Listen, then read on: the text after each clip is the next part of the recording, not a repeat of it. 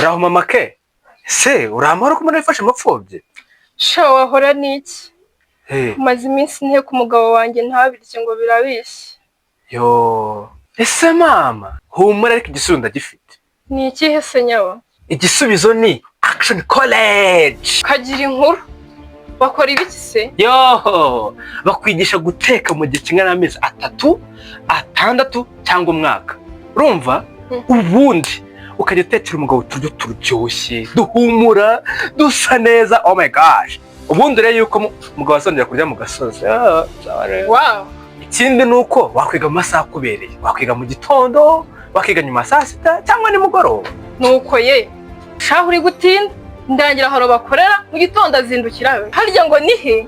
Ni muri Action College. Dufite ishami Nyabugogo hafi y'isoko rya Nyabugogo. Mu mujyi ni mu nyubako ya Chic. I Remera ni mu nyubako ya Sare Mutora.